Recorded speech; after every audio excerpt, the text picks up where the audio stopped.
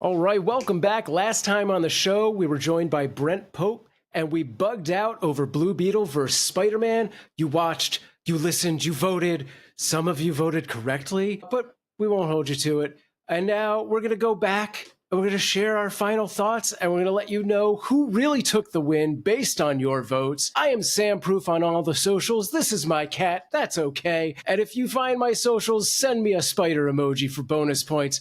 I am joined, of course, by the one and only Ray Stakenas. Ray, how's it going? What's going on? I am having a tremendous day. It is a Sunday. We're going over feedback for the Spider-Man versus the Blue Beetles, and I am here for it. What I like it, I've gone into many a commentary section before from many different positions, jobs, working in the video game world, and boy, those comment sections can get real feisty. It was a treat to go into the comment section on all the places today for this episode and find out that everybody generally agrees with me. How often does that happen? Let's go. Nice. Well, we've got a special treat for everybody. Joining us once again in the shotgun seat is Delvin Cox, who you may have seen on our recent episode, Daredevil vs. Batman. If you haven't heard it already, go check it out. Delvin, welcome back. How you doing? It's great to be back. As always, the fifth member of Knowing Is After podcast, the 16th member of the Wu-Tang Clan, the fourth member of Who Would Win. I'm back, baby. Nice. Well, good to have you back. Thank you. It's like we can't keep you away. And trust me, I've tried. Who gave him keys to the building? He told me afterward. I shouldn't say afterwards. He told me before we started. Ray didn't even send me a link. I just found an old one, clicked it, and here I am. Like you did last time in episode 1. Fantastic. Look, here's the deal. I would just say this is a security loophole I think we need to fix somewhere. What's going on, Riverside? Yeah, I was wondering about that. I feel like I've done that in the past too, but I typically try and find the most recent link just in case. No one tells me these. Someone's going to break into my house, and afterwards you guys are going to be like, oh, yeah, we all notice the doors open constantly. Hey, thanks, guys. No one somebody tells just me. put tape over that lock. I don't know. And it's funny because he invites you over, then doesn't leave anything open for you. You're like, well, I do that, yes. Break into my house, please. I'm very busy. I can't be bothered to remember who's coming over when. Just show up and hang out at my patio. We'll see you eventually. Yeah, I've been here for 3 days. We haven't. All right, guys, let's break it down and wrap it up. We're talking Blue Beetle versus Spider-Man. That's right. We're going to open this up here. We're going to do some of the brand new reviews for the Who Would Win Network. You know I love talking about this. If you put a 5-star review for the Who Would Win Network, I will read what you have to say on air, even if I disagree with it. Perfect way to get me, or I make Sam read it, or something. Also a couple of the new reviews are just people who re-upped their old reviews. So you'll hear some names again because apparently that's a thing you can do. But I don't care. I'm here for it. Now, the first one is just titled, I Have Ideas, ... But then I realized it's only a 4-star review, so I'm not going to read it. I'm going to move on. Get it right, nerd. Your ideas will not be heard today. I will not be saying your name. You Is fix that your your way review of just, and then I'll say your name. Is that your way of just not doing something so I have to read the next review? You're like, that's it. I just veto. But also no. Cheap move. I respect it. No, when it comes to telling our audience that they're wrong, I want to be first in line to do it. Is that a kink with our audience I need to know about? Is that a thing? No, I have seen people leaving amazing. They say, Ray is awesome. This was a great show. 1 star. And I go, I don't think you know how this thing works. That is not how the star system works. We're a 4.7, and there are some people that have given us 1 to 2 stars over the years who just had a problem with like a decision on the show, or they think my voice is annoying. Whatever happens. But the fact is, I'll look at some of these and I'll be like, you clearly like what we're doing. You clearly want to be involved, and you can't even give us the respectful 5-star review that we ask for. You get nothing. Yes. Yeah. 5 stars or go home. 5 stars or leave me alone. I mean, Even do if we have you a tell special me I'm tier terrible. on the? Yeah, I was On going to the say, do we have a Patreon? special Yeah, if tier you're in- on the if you're in the Patreon where they can $100 leave a tier. comment no matter how good it is or bad? That's Yeah, right. No, great. but for real, Sam, if you put 5 stars on it, you can make me read terrible things about myself. I do not care. I want the sweet review. Yeah, no, Delvin wants it. I would actually prefer that. I would want everybody to write a 5-star review and say terrible things about Ray. Sure. Now, I might hand some of these off to Sam, but that might hurt even more, quite honestly, because then I lose control of the narrative. Right. But it might be hard to read those. And anyway. you're like, and again, this is not me saying this, but No, I'll be super mad. It I doesn't will matter. become one to read them. I might have assigned to it do that. You, I'll Sam, have and like I'm a, still mad at you for saying it. All right, let's move on. Oh my The God. Amazing Pug says, Ray is awesome. Welcome back, Amazing Pug. Welcome I back. love this guy. Yeah, Ray is lady. awesome. Or- Please do or neither. 11 from Stranger Things, which that's a great character, obviously. We And talked we've about done. that before. Great character, yeah. And we did 11 in the previous iteration of Who Would Win a few years ago. I think when the new Stranger Things season comes out, because there's one more season to go, right? Yeah, I think yeah. we should do 11 from Stranger Things. Absolutely. Maybe in a better matchup than we had her in last What was the time. previous Hear me out. matchup? Solomon Delvin. Grundy, wasn't it? Yeah, it was Solomon Grundy. Okay. I remember. And I think there were some arguments that 11 could have used to. 11 won the battle. Spoiler alert. But I don't think the judges' reasoning for winning the battle were very good. It's one of those classic cases of they created a narrative to fit where they wanted to go and said, well, if she's using telekinetic powers, it doesn't matter how strong Solomon Grundy is. He just gets stuck and he can't move. And that's it. That's the end of the battle. And I was like, that's kind of lame. That's kind of lame. That's Hear not me out. exactly how it works. Yes, Delvin I Cox. like using 11, but why not use all the kids? All the kids from Stranger Things. All the the kids. kids. Interesting. Against a bigger threat. I think that'll be really cool. Like a boss battle kind of a deal. All the kids versus like one medium level monster. Yes. Like Darth Maul. Interesting. Oh Lord. Well, look, if Kylo Ren can murder that whole thing of Jedi children, I don't think Darth Maul's going to have much of a problem with a bunch of kids with no powers, save one. Yeah. All right. Oh, But I like it. We'll I like see the visuals on how that. stronger 11 gets after this season. Well, you know that's a I mean, good yeah, point. that's 11 fair. might go Super Saiyan. Yeah. Yeah. That's fair. All right. Well, we got one more. We got a third review. It's from I Love Torchic. He refreshed his review as well. The review says hello. So hello, Torchic. How you doing? His thing is Hulk versus the Thing versus Red Hulk versus Juggernaut. Must I go on? I mean, you hope could yes. go on. Yes, go on. We don't typically use characters of Marvel versus Marvel. We don't use 4 characters in a show. We don't use characters from the same universe. I try to get away from that whenever possible because I think it's more interesting to have different worlds colliding. Plus, these characters already fought each other a million times in Marvel Comics. Sure. I mean, yeah, throw Kingpin in there. Let me ask, what is his caveat? Does he want like a tag team match? Like WWE that's interesting. style? It I mean, seems there's like just a bunch of four-way verses dance. there. So, yeah, it looks like cage Yeah. match style. Okay, like a fatal 4-way match. Fatal 4-way. Thank you. I'd forgotten what they call those things. You know, You were the wrestler. That doesn't matter. That doesn't matter. You know how much wrestling knowledge has been beaten out of me, Delvin Cox? This does bring up a pretty thought though, because like last wrap up, I mentioned doing like a Halloween, like literally Mike Myers versus Jason versus Freddy Krueger, whatever, you know, like that kind of thing, Right. like that. And then after that episode, I was like, or we could just do like a bracketed tournament and just have all these mini matches until it goes down to the final 2. So maybe I like that. I Yeah, have like an something like idea. that. I have an idea for using. It could be a Halloween. It could be something else. We could play with the idea. It's off the top of my head, but doing like a gauntlet style match where we bring on like 3 guest debaters, and then they debate each other, and then one gets eliminated, and then the 2 that are left debate each other with their character, and then finally whoever wins that trio comes and then will battle me in the final round. sure.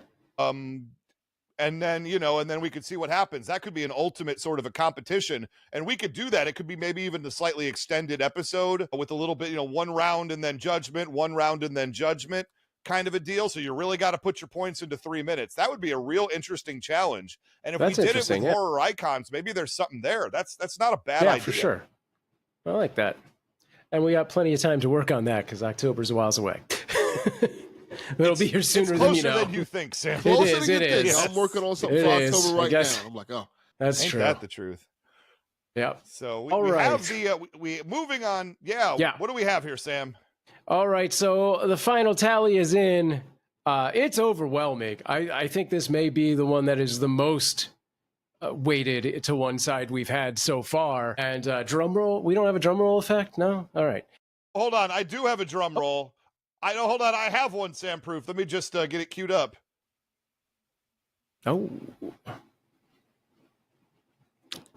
All right, your winner with 83% of the vote is Blue Beetle. There it is. Wow. Spider-Man got 17. How about 17% that? for Spidey. 17%. Now, I want to say it's due to my great debating. So I'll say it's due to my great debating. You're a real masturbator. The margin would be beat that Kevin Goatee put out there the last episode. Yeah. Well, apparently Now, I was here's wrong. the deal. Maybe, I feel good. yeah. No, go ahead, I was gonna Sam. say, maybe all the Spidey fans were just celebrating too hard. They were just, it was a holiday. They were just out there partying. I think I bludgeoned Brent Pope so hard that even the Spider-Man fans went into hiding. Like, That's he's what I already think. dead. He's already dead. It's fine. No, here's the deal. Spider-Man, one of my favorite characters anywhere. I hated having to try to take him down. Blue Beetle, I'm kind of generally ambivalent on as a character. Mhm. I've seen enough, but I haven't seen enough that's really gotten me like to become a mega fan of the character. You know, sometimes it doesn't take much. Sometimes you see a lot of something and you kind of like Doctor Strange. At first, I wasn't like a huge, after the movies and the comics, it just wasn't hitting with me. But then somewhere around the, Multiverse of Madness, I went, oh, never mind. I love this guy. This guy's amazing, you know. So it happens. Right. Maybe it'll happen with Blue Beetle someday. I respect him. I like the movie. Yeah. The Blue Beetle movie? Yeah, I enjoyed it a lot. I've never seen it. Now, that trailer came out, and I didn't think that trailer looked very good. And I'm not here to just, like, try to say mean things about whatever, except our former competitors on the show, apparently. But what I would say is I saw it, and I was not overly impressed. It seemed very, I don't know, paint by numbers, uninspired, like a normal DC movie. It was just going to come out and be underwhelming. And I know the reviews weren't great. Surprisingly, I want to say it's one of the best DC movies out of that last cinematic universe. Okay. Oh, okay. It's surprisingly really good with a lot of heart. I liked it All a lot. right. Way more than I thought I would. Impromptu question, because I'm actually very curious about this. And I'm very interested. That's it. I might have to check it out now just based on that recommendation, quite honestly. Maybe I just got it wrong. What are your top three? You don't have to rank them, but what are your top three DC movies of this last iteration? You can't go Michael Keaton Batman or Adam West Batman or George Clooney Batman. No, you got to keep it in the more recent, you know, from Man of Steel onward, I guess. Okay. I'm curious what you guys think. Wonder Woman. Wonder Woman. I liked a lot. I want to say the Batman, but I don't want to count that because it's kind of on its own thing. But it counts. That counts for me. It's a DC movie. Yeah, okay, I'll put that one. The Batman, I like that one a lot. I know people had its problems with it, but compared to what else came out in this Snyderverse, I think this is like, Yeah, fair. And then what's your third one? It's a toss-up between the Suicide Squad, not the first one, the second the other one, the good one, and Blue Beetle. Okay, great. All right. Where you at with this, Sam? Can I go far enough back to go Watchmen? Because then it's just Watchmen all the way down. I want to say no, but it's your rules. You do what you want to do. Honestly, don't know that I can do a top three. I think it's just Watchmen. Just Watchmen. That's fair. Because who watches the DC universe? Not Sam Proof. Yeah. I mean, my three, I would say, and it's go ahead. No, you're good. I was gonna say, I feel like I definitely have missed a lot, but I think Bird of Prey would be good. Yeah. Or Suicide Squad. See, that's it. So here we go. You guys you nailed it. So you've got Wonder Woman would be my third. Okay. Birds of Prey would be my second. That was a good one. And then the second Suicide Squad movie would be my favorite. Yeah. Shazam, honorable mention. I did like the first Shazam movie a lot. Yeah, the first Shazam movie was fine. I like that one. You know, I know a lot of people like the Aquaman movie, and That It's might be my fun. least favorite of any of them. It's fun. It's not Yeah, good. I've just never been an Aquaman fan. Like, but No, you and know, I love he's fine. Momoa He's in that role too. Like, yeah, but I Handsome actually man. I quit. I tapped out halfway through that movie. I got about an hour into the Aquaman movie, and I turned, my wife was asleep on the couch, like she was gone. She tapped out, and I'm just like, I don't really know what's happening in this movie, and I don't care. Probably means I should just. I almost always watch a movie, like 99% of the time I'll finish it if I start it, and I did not finish Aquaman. I allowed Right. myself the privilege of tapping out. yeah. But Well, I if missed we the cool Black Manta scene. I missed that. Yeah. I like Black Manta. if we can figure it out, maybe we can do a Blue Beetle watch party with our Patreon Oh boy, users. how Yeah, about that? That'd see be if we fun. can do I that. like that idea. Yeah. All right. Moving on. Max the Man 1001 is back. He says, "Here's the thing, guys. I see Spider-Man winning." This is Max. But based on the given arguments, I too would go with Blue Beetle.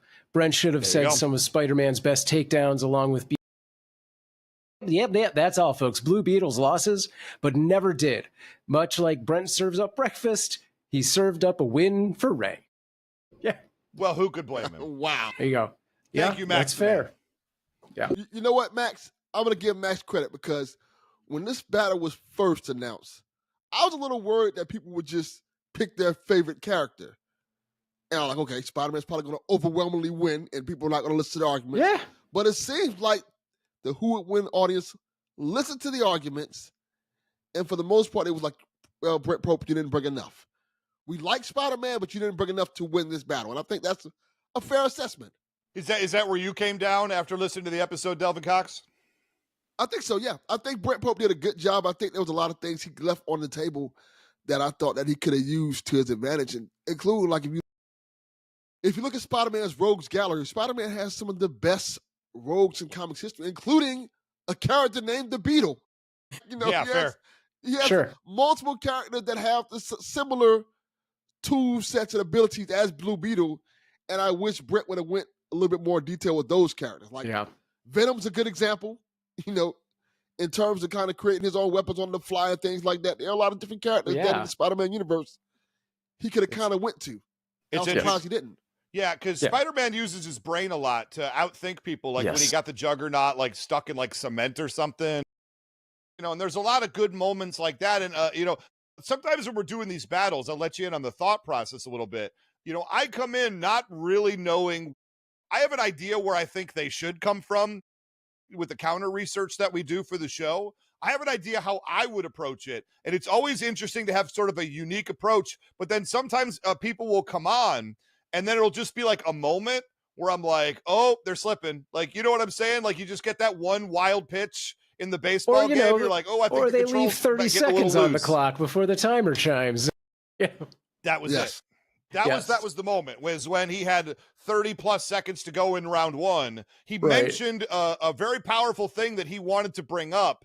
He had time to do it, and then he said, I'm going to punt that till later and not use my whole time, which Brent Pope hasn't done a ton of these Who Would Win battles. He's done a few. He's not like a first timer coming in here. I'm not going to pretend like he is, and he knows he isn't. But like to not use your full time is like the grand sin of Who Would Win Masters, at least in the early going. Yes, but to be fair, I think this is what we were talking about before when my episode. It's not easy to sit on that side of the debate table and kind of put that argument out there, and you sometimes think you have enough points, and then you realize, oh, I only have this much time to get these points across, so you have to get your points off in time, and then sometimes you may leave stuff on the table without realizing it. Sometimes that stuff that you leave on the table might be the point that could win you the battle.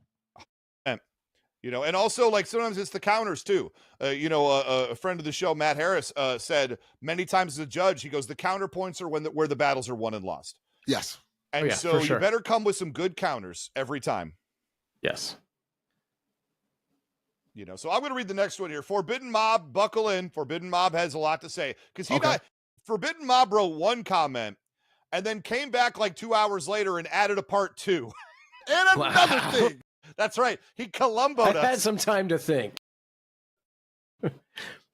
Here's the deal, and I love it. Look, I goof on people for writing too long, but we need content for this show. So, Snurts, I take it all back. I apologize. Please come back and you'll see what happened with him a little bit later.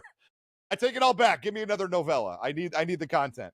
Forbidden Mob. What an episode! Double exclamation point. Brent Pope brought the heat. Ray, of course, did a stellar job. Always does. I don't know why I'm reading this one. I'm so divided with who wins because Beetle has the tech, but Peter has the experience. I do think Beetle's downfall would be the scarab mind debates, would hinder Beetle. Like Mr. Pope said, Peter's determination and experience could overcome far more powerful foes. I'll admit the pulling punches comment muddled the waters. Brent Pope, that was an unforced error. Still, Spidey beat the Fantastic Four.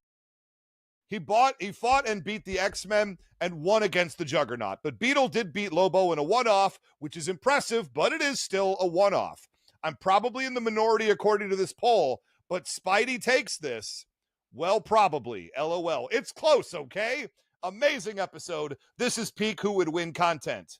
Great job, all. And another thing. Also, Brent Pope brought up a great point about the differences in intelligence. Peter is incredibly smart. He'd have a fair chance at shutting down or disabling the suit. Yes, this version's Beetle has never lost, but I think Marvel's most iconic could in fact pull it off. Not bad. That's a comment right there. See? Yeah, and there's some really good points. Yeah. Very good points. This is the thing. This version's Beetle has lost plenty of times.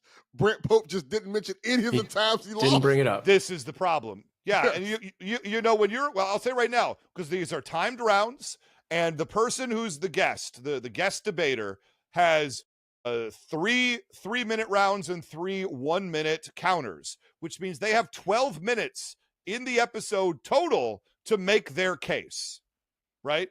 I come back with 3 minutes. I don't get those counterpoints, but I get 2 minutes at the end. So I come back with 11 minutes to make my case. I am trying to be such a giving fellow that I'm giving the challenger an extra minute to beat me with. And so far, in 3 episodes, the people have agreed that I have won every time. Is this going to be like Goldberg's streak? Am I going to go like 72 matches in a row without losing? I hope so. It's funny that I came the closest. You did? For sure. Tough battle. It's like, look, people, you got to use your time and you got to do your research. Yes. Yeah. As we've seen these 3 episodes, Ray's going to bring it. And if you're not prepared for that, you're going to fall short. Depending on how much research you do, it's going to be a little or it's going to be a lot. And the thing about it is, the audience is going to call it out. This is not like the old Who Would Win where the judge may get a decision right or may get a decision wrong.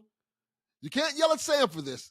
Nope. It's the people. You can, but I don't care. Decisions.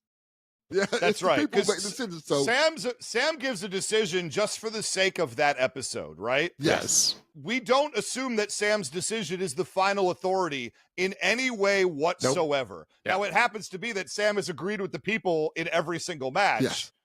And, you might say, oh, well, Sam and Ray, they got this show, and they obviously are in blah, blah, blah, blah, blah. Well, the people have agreed with Sam every time, you guys. Yeah. Yes. So, and I got to tell you, I don't know what to tell you. I've come into, I think, every show thinking I knew who was going to win, and it wasn't going to be Ray. And then I have been convinced otherwise. So I am an open book to this, a clean slate, even though I do have a preconceived, like, I think maybe it's this, but then boom, it's not, Yeah. If anything, Sam comes into every episode wanting me to be defeated. Correct. To be fair. But he's got to call it how he sees it at the same time. Yeah. Look, I am going to bring the heat. If you are a fan of this show for any length of time, you understand the barrage that's coming at you as a competitor, as a debater. And if you're not ready for that smoke, then stay out of the kitchen because I cook badly. Lots of smoke. Well, that's right. I'm going to lay out this challenge for all the future competitors. Okay. The challenge now is who's going to be the first one to beat Ray. Great question. That is good. It's a great question. You got to bring it now. You've seen the first 3 try and fail, and you can learn from each one of us who took that path. You can take what you learned from me, take what you learned from Brent Pope. Don't take nothing from Kevin Goatee. No, you from Kevin Goatee, you should take be hilarious. Yeah. It does not do you a disservice to win the crowd over with your humor.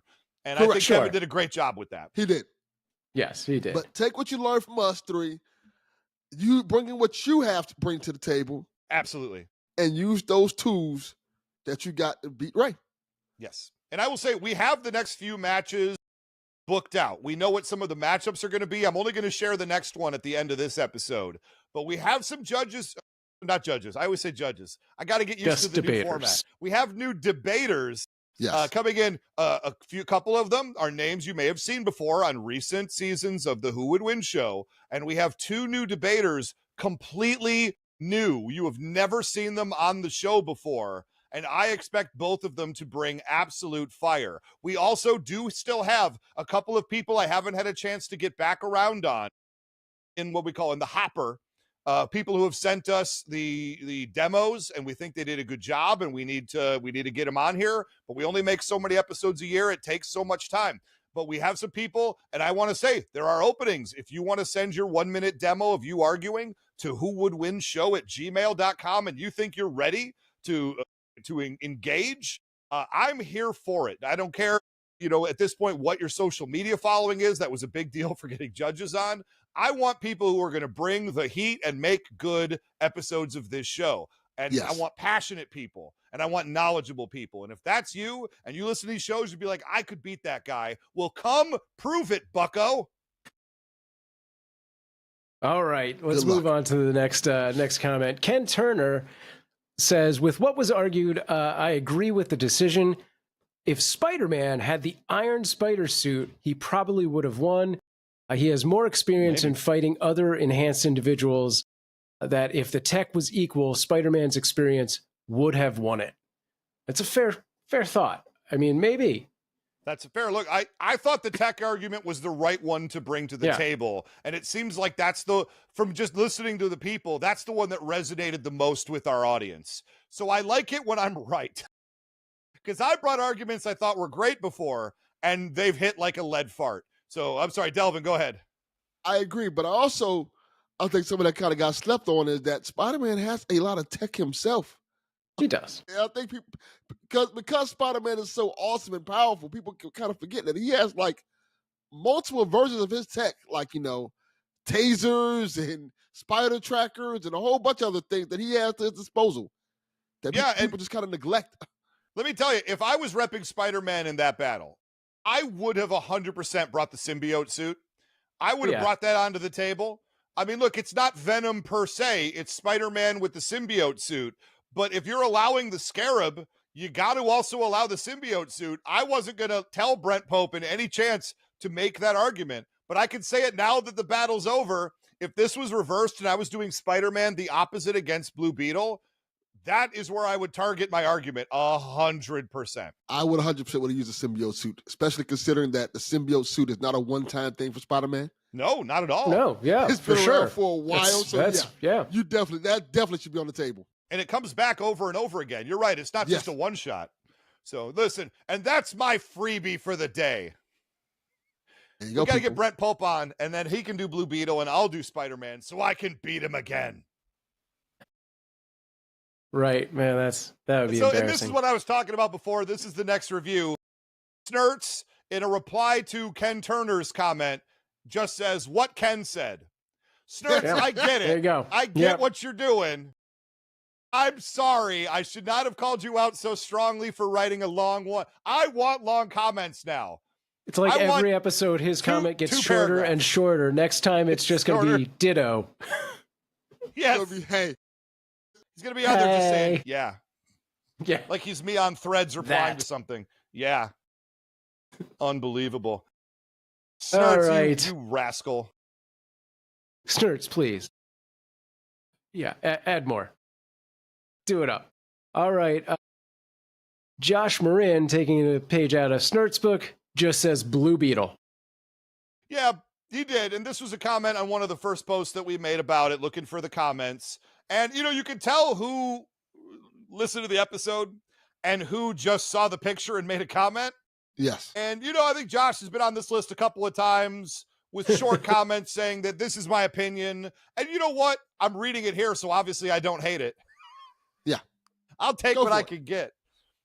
But this is followed up by Manny E. Osamine, who said, Blue Beetle is a world-destroying weapon. The beetle looks weak because it's possessed by a teen who doesn't want to kill. Exactly. Mm-hmm. You can't compare a nuke to a grenade, no matter how fancy the grenade looks. That's a good point. Thanks, Manny.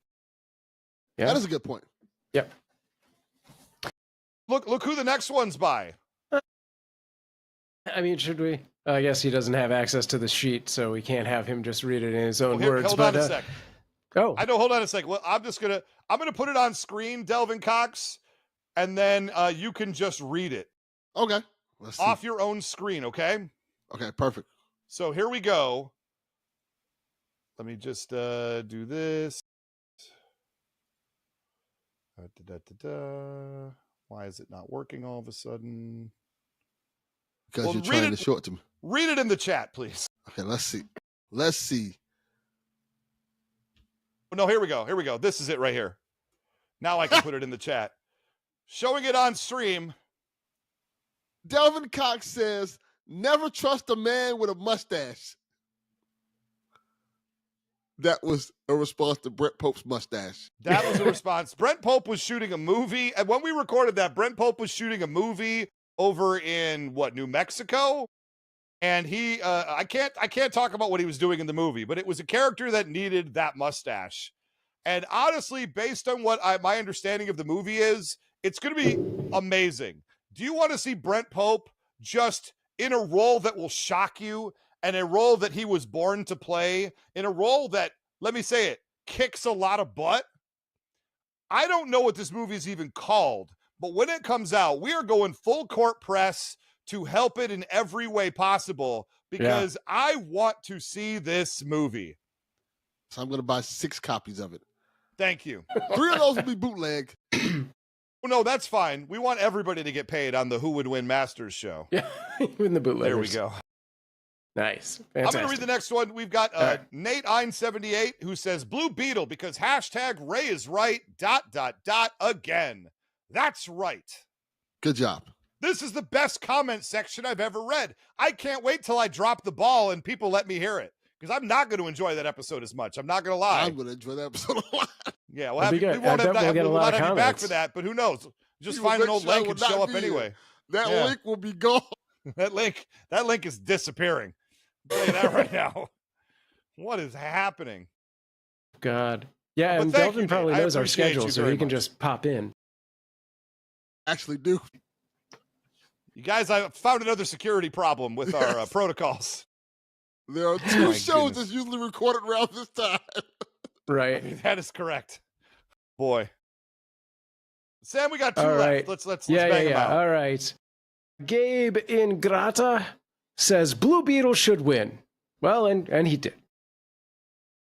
According to everyone. How about He that? won. And last one here, we got Lord Moxford. What's up, Moxie? He says, I have to agree. I think the default programming of the Scarab to keep Jamie alive can outthink and outadapt anything Spider-Man can throw at him. Blue Beetle won this. And I'll just go ahead and check our Patreon. You can hit us up on Patreon at patreon.com/whowouldwinshow. And for very little, you can join us. You can even join us for free if you wanted to. And you can get access to behind-the-scenes pictures and videos. We're getting some stuff from Unleashed on there now, which is very, very exciting. Yes. It's not just Master stuff. Not that you need more than Master stuff. But we are getting more stuff out of that show now as they're getting their operation in gear. And you can see a lot of videos before the people on YouTube get to see them. That's very exciting. You get to vote every single and then give our comments that we're going to read on the show. We do have a late entry from Lord Snurts. He's back with more. He heard me. He couldn't have heard me. He's not here. How did he hear me? It just says, Snurts is great. I have multiple references if needed. I appreciate that. And also, good luck with the stash, Mr. Pope. I like it. Right. There it is. Fantastic. That is the extent of our comments, at least the ones that I saw. Look, I don't go on that one website, and I didn't really see much on Threads, but I didn't really ask on Threads either. So maybe I dropped the ball. I don't know. I try to keep my eyes open and see everything that comes near me. You could always go to the Who Would Win Facebook group. It's the Who Would Win Geek News and Battles Facebook group. It's now got 166,000 people in it. Wow. It's a real big group, you guys. And nice. So we should be hearing more. We should be getting more feedback. I got to look at when I'm posting these things, because quite honestly, I know a lot of people listen to the show. A lot of people are in that group, and there's a lot of people in that group who listen to the show. So maybe it's the holiday weekend. Memorial Day was throwing people off. Let me just say, releasing an episode on Memorial Day, not a good choice. I mean, yeah. Maybe a little bit. Not, I guess. I'll put it out there. Next time I'm releasing on a Tuesday. Sorry, schedule. I didn't like what happened when we released on a Monday. But we're good. A lot of people did end up checking it out. They just didn't check it out on day one because it was a holiday. They weren't gonna. I mean, at least we picked heroes that were, colored for patriotism. So we got the red, white, and the blue. Even then, though. Yeah, even then, like people listen to podcasts in their routine, in their schedule, when they're driving to work. When you drop it on a holiday, when you drop it on Christmas Day, people aren't being hold on, honey, I'm not going to open the presents yet. Tell the children to wait. Ray's talking on my podcast. Well, people who are not me. I mean, listen, here's the deal. I mean, I understand Delvin Cox is the one exception. If you at home are on a holiday and you want to cut yourself a video of you telling your children they have to wait on presents or their birthday even because Ray is talking, I guarantee I will find a way to put that online somewhere. Oh my God. I'm a hateful person. Ray's talking. So I don't care if it's real or staged. I just think it's hilarious. I probably should. We're walking into some weird Jimmy Kimmel land. I don't know if we want to do that. Oh, boy. Well, anyway, we're going to take a quick commercial break, and then we're going to come back. We're going to reveal the next episode, what the battle is, who the guest debater is, and we're going to talk a little bit about what we've been into lately, and we'll be right back with that in just a moment.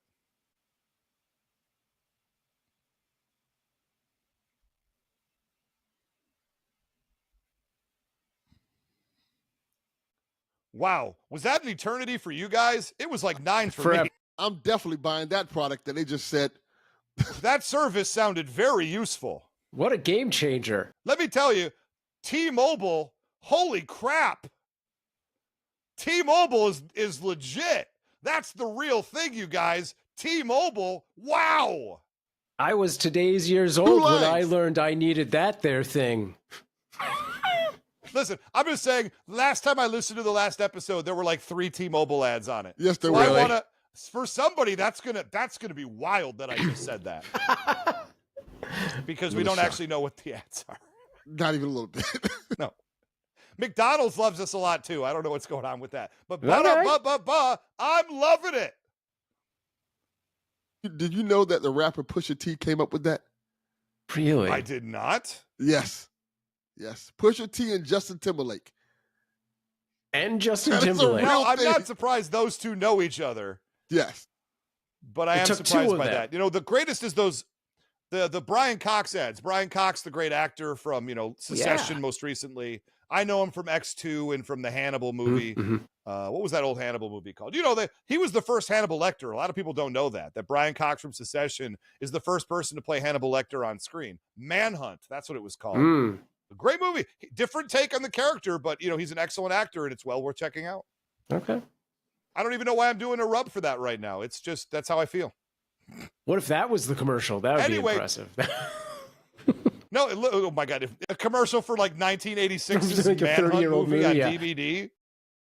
Yeah. Oh my gosh. Let me tell you. But go check it out. I don't know. But speaking of which, I want to talk to you guys about what we've been watching lately. I feel like we have a chance to be curators of art forms for people at home. So I'm asking about what TV you're watching, what movies you're watching, what video games you're playing, what other stuff you're into, board games, etc.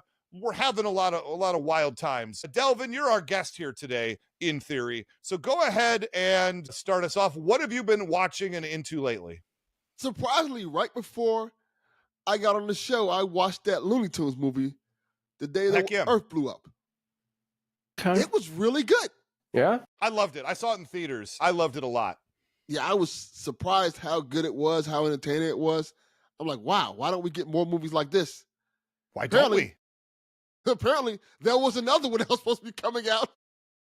Yeah, but it is coming out now. Somebody bought the rights to Wile E. Coyote versus Acme. Right. Yeah, Yes. they should- Starring Will Forte, and it is going to see light of day now, which Thank is goodness. all you can hope for. I was pleasantly surprised how good this movie was. It was super entertaining.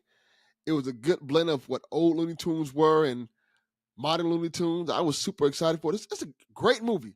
Really good plot, really good story. I liked it a lot. Way more than I expected to like. Very Cool. funny. I laughed Yes. a lot more in that movie well out loud than I thought I was going to. I thought Me coming too. in I might have like 2 laughs, you know? It was way more than that. I was laughing more than my 7-year-old was. I'll tell you that. Great movie. Like, I was into it. I also watched the Minecraft movie. I love the Minecraft movie. It's such a weird movie. Oh, you didn't love it as much as I did? No, I liked it a lot. But as a person who's never played Minecraft, my son played Minecraft when he was young. He's like a huge Minecraft fan. I watched like, what is going on in this movie? Right. I was asking, is this character in the in the game? Like, no. Like, but is this No. one is? Yeah, this one is. Like, okay, it was such a wild acid trip of a movie. But it's fun.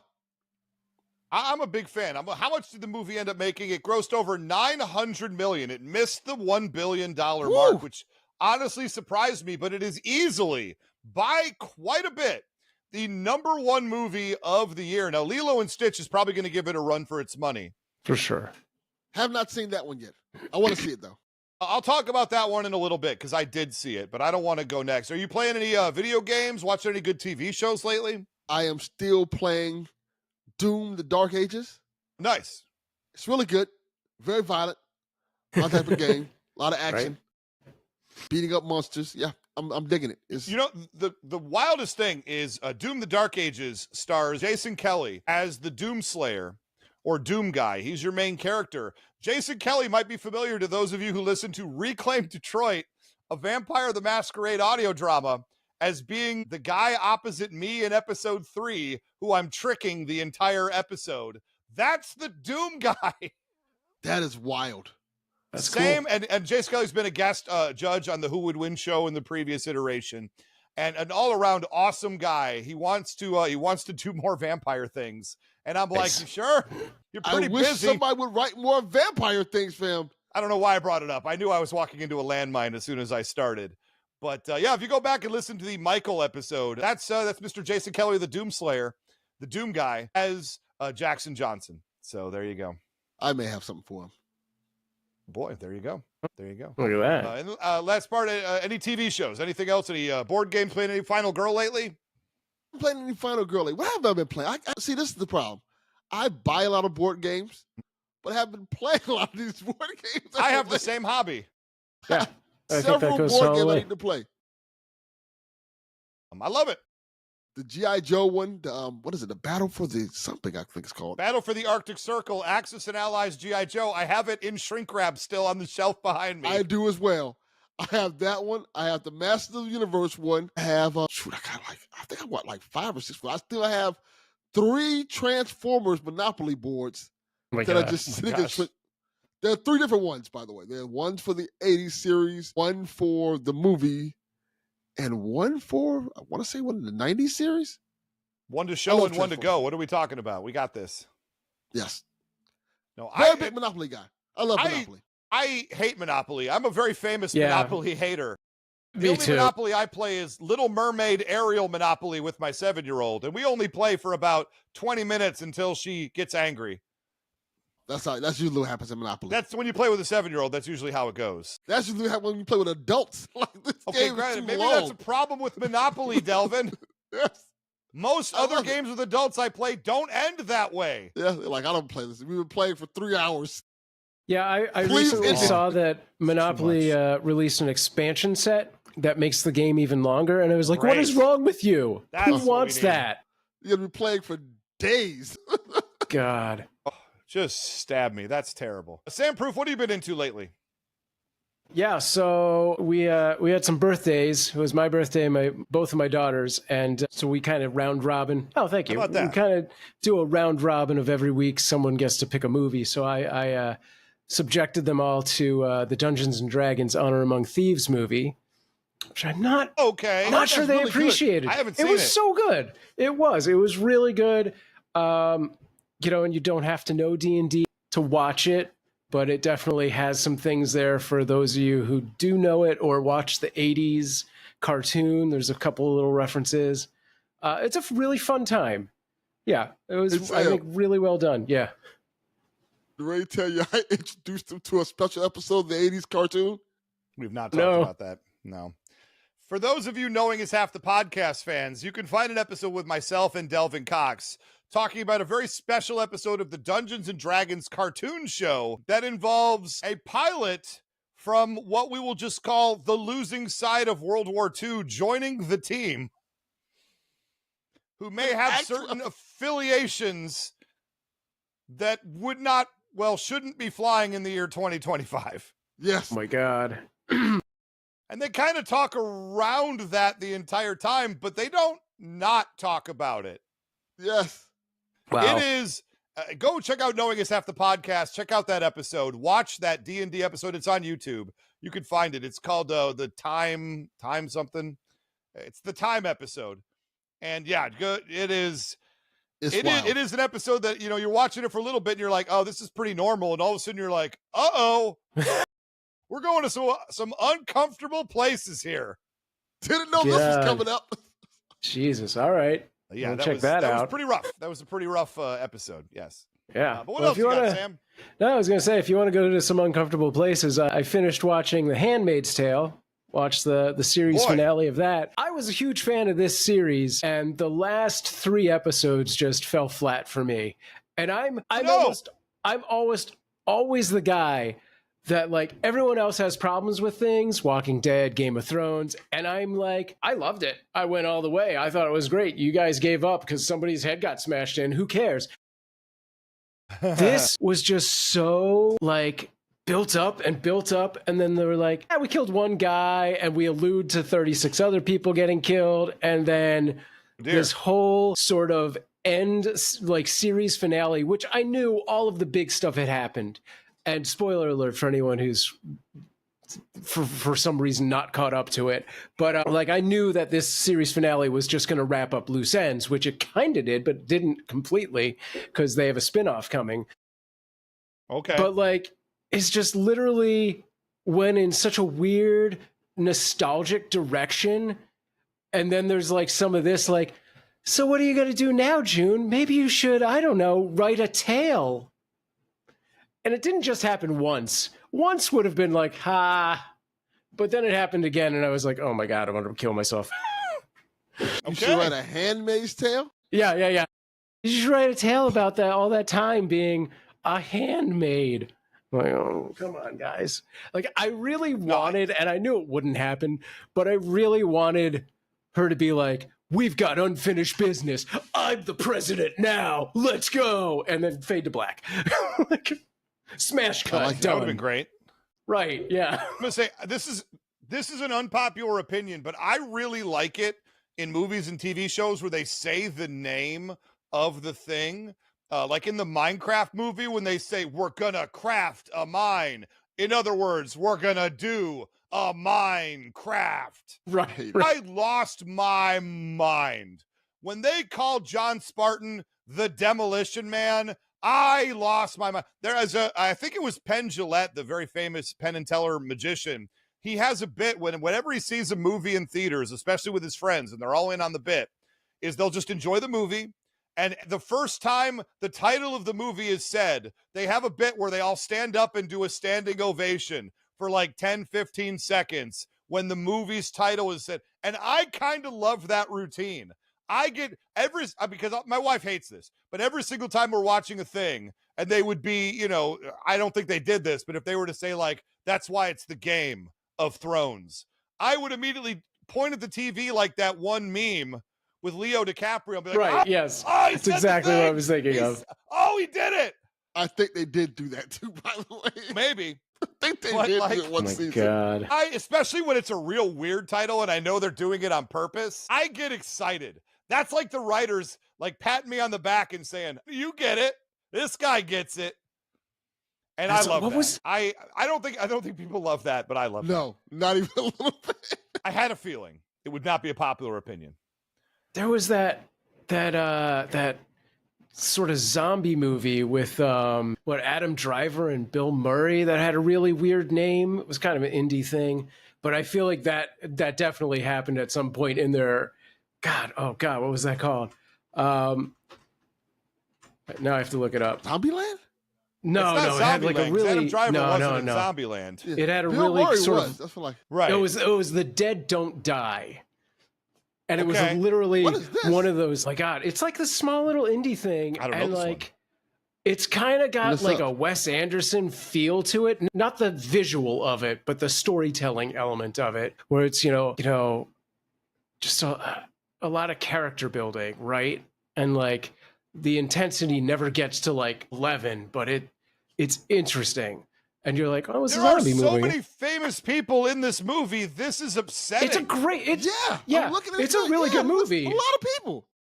Yeah, it's not a typical zombie movie, and that's I think why it did. It's a focus film, right? Isn't that right? I think Man. it's one of those sort of Google things. Reviews has it as a 2.1 out of 5. Yeah, I mean, Right. This Not is a hit, great. baby. it's not But, like, I marketed would for see those this. people. Yeah, it's such a good No. cast, but it's Like, not this is what's a great zombie to me movie. is I'm looking. Yeah, I'm looking at the cast list. You got Bill Murray, Adam Driver. Then you got Yeah. Tilda Swinton, Chloe Yeah. Sevigny, Danny Glover. But what I love Of about course, this fuck yeah. is the 6th person listed, 6 billing, is Sarah Awesome. Driver as Coffee Zombie number 2. But then after her, Yeah. you get Selena Gomez, Steve Buscemi, Boom. and Tom Waits of all Yeah. people. What is Yeah, okay. happening? How do I See, not that's know what it this is. movie? it's a movie with Tom Waits in it, and that's what you need to know. Who famously is in these sort of art house indie films. So if you go into it with like, oh, it's a Tom Waits is in this movie, then you know what you're getting into. But if you go into it like, well, it's Bill Murray and zombies, you're looking for Zombieland. It's not going to be that. This is a great movie. Iggy Pop and RZA are in this movie. Which is weird because I I don't find- think Iggy wow. Pop was actually alive for this. Is he still alive? He is a zombie, right? Like that's just not even. He didn't audition for that or Maybe anything. that's the proof Possible. we needed that zombies are real. Yeah. I find it wild that this movie came out the same year as Rise of Skywalker. And this might be the better Adam Driver movie. Wow, that is Oh, bold. I'm That sure is this was a bold movie statement. that they shot years before, held on to it, and they were like, I don't know if we're ever going to release this. And then that came out, and they were like, no, we're going to Yeah. release this now. Man, when is Yeah. this Adam Driver fellow going to be a big deal? Oh, time to drop it. Yeah. That's awesome. You got any more, Yeah. Sam? I mean, real You quick, got any more I stuff that finished you've been watching? Yeah, we finished up Your Friends and Neighbors with John Hamm, which was a very good season and series finale that did what you wanted it to do in the end, which I don't want to give away too much, but it's rich guy loses his high-paying job and starts to do crime, and then, of course, things just fly off the rails. That was well done. And then we started watching this show called Adults, which I'm not sure if Well, I I've heard actually... that's good. I don't know if I like it or hate it. You don't It's like somewhere it? in the middle. Here's the thing. This is a like I want to say it's intentionally a dark comedy, but I don't know that it is. It is a comedy, and it's like if Friends was made with millennials and they don't know how to be humans. That's what it Okay. is. So it's like kind of fascinating to watch because I'm considerably older now, despite my youthful appearance and the I'm way I shocked to live hear my that. life, right? Yeah, And I'm like 27 years old. Yeah, that's it. I'm a little older than those guys, and I'm like, maybe I don't know what it's like to be a 20-something anymore. So that's kind of fascinating. Weird. And at the same time, you're like, how do you not know how to do life? like I don't know how to do some things, stock market, whatever, but like I could do my own laundry or, make a tuna fish sandwich, but I'm pretty sure these characters could not. Boy. So There's See, I something think there. back in my 20s, I didn't know how to be in my 20s. So that's fair. Maybe there's a lot of. I don't know anything now. That's fine. That's fine. Well, I'll go through my list really quick. I saw Lilo and Stitch, the live action in theaters, and I liked it a lot. I'm not exactly a giant Lilo and Stitch head. I appreciate the older animated movie. I love that Kevin McDonald for Kids in the Hall is in it. And I love that Zach Galifianakis, surprise, is in the new one. He was wonderful. And I really appreciated his performance along the way. I see it got some weird heat. I don't know. Yeah. I didn't understand. Like, I think anybody getting mad at this movie just wants to be mad about things. Right. I thought it was great. I really enjoyed it. Awesome. A lot more than I thought I was going to, honestly. Well, that's good to hear. I think we're seeing that next weekend. I'm going to shout out. Definitely. I definitely should go see. There's another movie. That one might top Minecraft and hit the billion. And I kind of hope it does. I think, I like it when, look, I'm the person on the internet you're surprised to hear from, but like, I'm happy when Disney gets wins. Yeah. Because I think they, generally speaking, put out some pretty good stuff. And I really don't like it when they lose a bunch of money because it means they're going to take less chances. Yeah. Not that Lilo and Stitch is the greatest chance they could be taking. Right. Like, if they have here's the deal. Success after success after success in the MCU is what let us have movies like the Multiverse of Madness, Doctor Strange, or Shang-Chi and the Legend of the Ten Rings. Like, if it's not popular, they don't take those chances and give us those really, really good movies that I liked a lot. So they're a studio I trust to some degree. I would say that. And as far as video games go, look. Oh, no, I'm going to shout out one thing before video games. A movie that just occurred to me. It's on Shudder. I got the Shudder app for this year. I treated myself around the holidays. And there's a movie called The Coffee Table. I've seen that one. This is maybe the darkest comedy I've ever seen in my entire life, in that it's not necessarily hilarious, but it's uncomfortable. But it is one of the darkest movies I've ever seen. It's an indie film. Delvin, what would you say about The Coffee Table? It's disturbing. It's not for everybody. It's not for anybody. Really dark movies, you might dig it. Yeah, look, as somebody with a young kid, it hit a little differently. Yes. But it does things that I can understand people wouldn't like. But here's the deal. I'm going to put this out there right now. If you are a single, no kids guy, not even single, a no kids guy, and you like dark stuff, you like really uncomfortable, dark indie films, try The Coffee Table. There you go. It is absurd.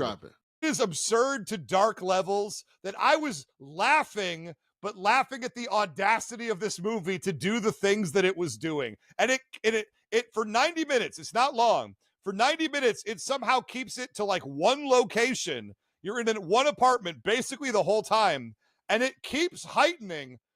That's crazy because 10 minutes in, it's the most heightened it could possibly get, but it keeps going, and that's where the ridiculousness comes from. The Coffee Table, ladies and gentlemen. All right. Definitely look, and if you watch it, you like it, hit me up. If Almighty Ray 316 on Threads. If you saw it, you didn't like it, hit me up, because I understand both. I get why it would not hit with a lot of people. It is a wild movie. I was not expecting it to go the directions that it went, and I'll leave it at that. Don't want to spoil anything. It's best left unspoiled. Just don't even read the blurb. Just watch it, and you will be shocked. It's great. And then last thing, Blueprints. I beat Blueprints, but I didn't finish all the content. I was playing it last time we talked. I got to stop playing it. It's eaten up too much of my time, and I'm to a point in it now where it feels like a job. So I'm going to be starting a new game. People at home to tell me I want to start maybe Silent Hill 2 remake. Maybe I'm going to start Claire Obscura Expedition 33. I've heard good things about that. Also a good one. Disco Elysium is on my short list, as is Final Fantasy VII Rebirth. Delvin, where would you go there? It depends on which one. Do you want to play something for a while, or you want to play something for? Because Final Fantasy and Claire feel like they're going to be long experiences. Long games, huh? Yeah. Yeah, I think. Claire isn't as long as Final Fantasy, so I would probably say start with Silent Hill 2. Okay. There's the deal. I'm a huge Silent Hill fan, so I'm a big fan. I need to actually go back and replay 4 on my retro system I've got set up here 2 feet away from me. But I do need to check that out. Silent Hill 2 Remake has gotten great reviews. It should have won Game of the Year. Sorry, Astrobot. I don't know what anybody was thinking there. I haven't even played it, and I know Silent Hill 2 should have won Game of the Year. People love Astrobot. They love that game. They do, but, I mean, what are we doing? I bought it, and my daughter took my copy and never gave it back. Wow, okay. She's just still playing it. Like I praise. would like to play this game one day, but you just took it. Look, platformers are back, baby, for at least 1 year. Until they're not anymore. Then we're back in the dark ages of no platformers. We're back to Doom the Dark Ages. And that brings us full circle. Thank you so much for joining us today. That is going to do it for this episode. Delvin Cox, I would thank you for being here, but you snuck in. You don't thank a stowaway for helping with the ship's chores. That's correct. I have nothing more to say. Delvin, plug your stuff, and then Sam can get us out of here. Go read a story about how Pusha T wrote the McDonald's theme song. It's pretty good. Check out the Delvin Cox Experience anywhere you get podcasts. I may have something really cool coming up in October. I'll just leave I'm coming back? This is the first I'm hearing about it. Oh, wow. Okay, great. That's not a surprise, though, by the way. Don't think that. Oh, all right, fair. Fair enough. That's a plug. Sam, the show's going on too long. Yes, it is. All right, thanks for hanging out with us. And of course, join us on all of the places, especially patreon.com/whowouldwin-show. Join us for next week's show. Sam, yeah, Ray. I have to interrupt you. I didn't actually tell the next battle. I was going to set you up, but go on. No one's going to remind me. I just was ready to get out of here.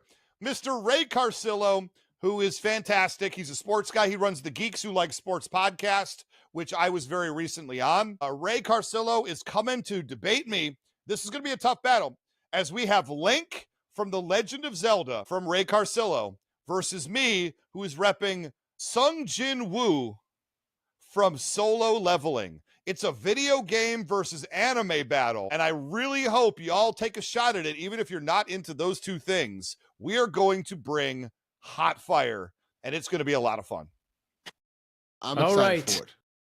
Yeah, and if you think, wow, that was cool. If you think you've got what it takes to be a part of the Who Would Win Masters, let's do that again without the puberty thing. And if you think you've got, we'll have to go through it eventually. Leave it in there. You sound Thanks, like the guy guys. from The Simpsons. Hey, that's what I'm going for. I hope they're hiring. Sorry, sir. Here's your popcorn. And if you think you've got what it takes to be a part of Who Would Win Masters, record a 1-minute demo of yourself and send it off to whowouldwinshow@gmail.com. And who knows, maybe next time you'll be the one in the challenger's chair for Who Would Win Masters. This is Sam Proof. Stay strong. Thanks for listening. Thanks, guys.